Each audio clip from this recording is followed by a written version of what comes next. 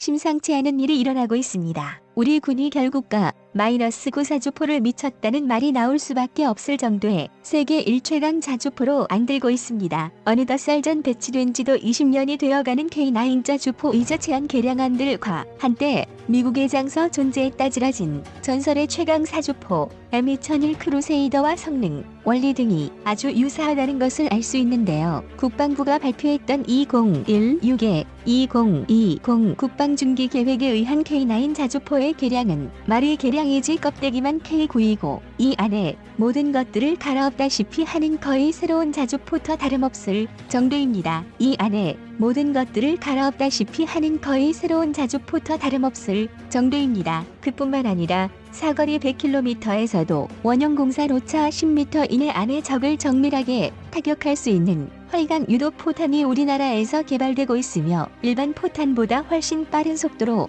사거리가 우리 80km에 이르는 캠제트 포탄까지 개발되고 있는데요. 현재 한국형 엑스칼리버탄, 탄토 수정산관, 상부장감 공격, 전응탄 등이 만들어지고 있으며 이것들이 완성되면 한국의 신형 K9은 정말로 세계 최강급의 자주포가 될지도 모른다고 하는데요. 차원이 다르게 업그레이드되는 새로운 K9 자주포는 어떤 성능과 원리를 가지게 될지 지금부터 알아보겠습니다. 전문가는 아니지만 해당 분야의 정보만 조사, 정리했습니다. 본의 아니게 틀린 부분이 있을 수 있다는 점 양해해 주시면 감사하겠습니다. 더욱 강력해지는 신형 K9 자주포가 어느 정도의 위력을 발휘할지 쉽게 알기 위해서 미국의 XM2001 크루세이더 자주포를 살펴봐야겠는데요. 비운의 자주포라고도 불리는 미국의 XM2001 크루세이더는 미군이 현재 운용하고 있는 M100A6 팔라딘 자주포를 대체하기 위해 차세대 주력 자주포로 개발될 예정이었습니다. 80년대 이후가 되자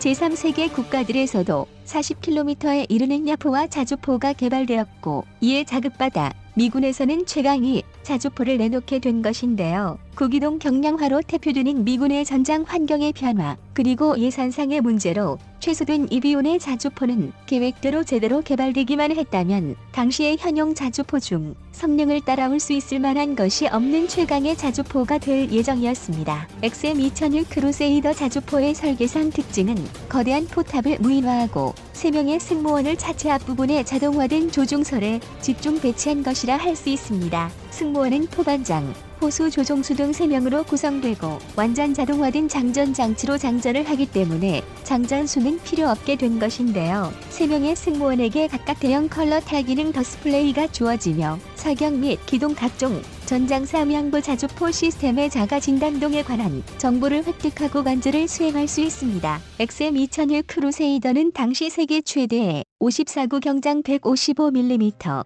XM297 곡사포를 채용했는데 자동 장전 장치와 모듈식 장력의 시너지 효과 덕분에 분당 무려 12발의 사격이 가능한 괴물이었습니다. 이후로도 분당 10일이나 되는 지속 제격이 가능했는데요. 간단히 비교해 포가 3발을 XM2만 13루서이더는 5발을 싹 되는 속도를 자랑합니다. 다른 사주포들은 처음 최대 사격 횟수와 지수 사격 차수 간의 차가 크지만 크루세이더는 그렇지 않다는 것을 알 수 있는데요. 그 이유는 크루세이더 자주포의 포신에 액체 냉각제를 재운 모신 냉각 장치가 도입되어 포신이 과열되는 것을 막아주기 때문입니다. 자주포의 모타는 포신의 고도를 높일수록 목표율에 연중되는 시간과 거라가 늘 언하는데요. 그래서 가장 높은 고도에서 한 발을 발사하고 포신의 고도를 내리면서 여러 발을 차례로 발사하면 같은 시간에 같은 표적을 향해 여러 발의 포탄이 곽과광하고 박힐 수 있게 됩니다. 이것을 두고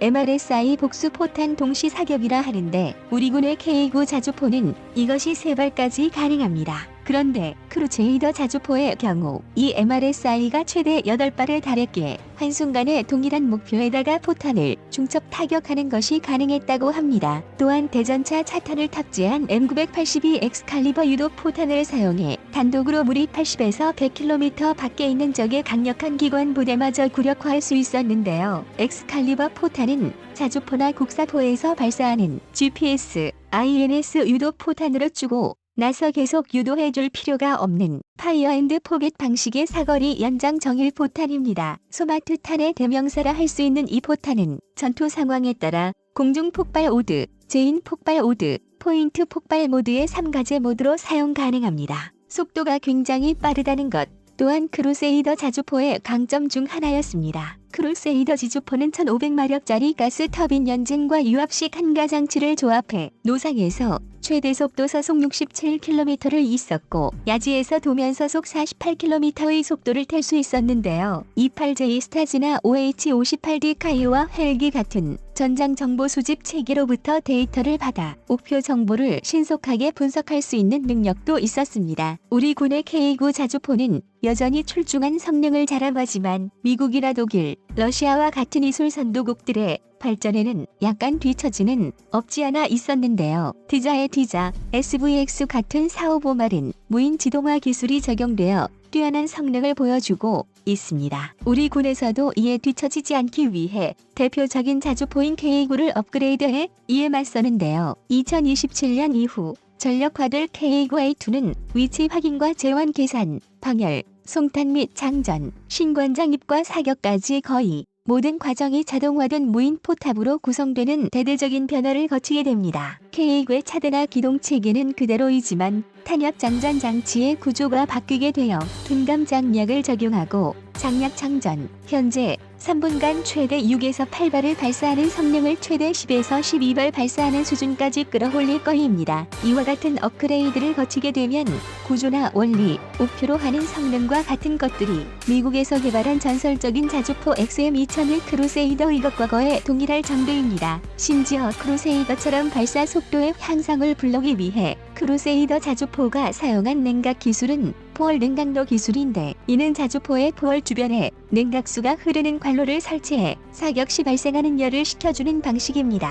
약실내적점 냉각수를 분모의 온도를 낮추는 방식도 있는데요. 러디아의 -2535 자주포에 사용된 방석이 악것입니다. K9A2는 이 두 가지의 냉각 방식 중 하나를 선택하거나 혼합 선택해 적용시키고 바른 연사 속도를 지속시킬 수 있을 것으로 보입니다. 이후에 지속 사격 능력이 떨어지지 않도록 하기 위해 포신의 강선 레마모 코팅 도금 기술을 적용하는데요. 또한 둔감형 모듈 장약을 사용해 지속적인 연사 속도를 더 높이게 됩니다. 기존의 K9A1이 첫 발사 후 3분이 지나면 연사 속도가 분당 2발로 떨어진 이유는 익실이 가열 문제 때문이었는데요. 약실이 가열된 상태에서 포탄을 발사하기 위해 넣는 모듈 장약을 집어넣으면 그 순간 폭발이 일어날 수 있기 때문이었습니다. 이에 비교해 최강의 자주포 중 하나로 불리는 독일의 PZH-2000은 둔감화된 모듈 장약인 DM72, DM91을 사용하는데 장약이 천천히 연소하기 때문에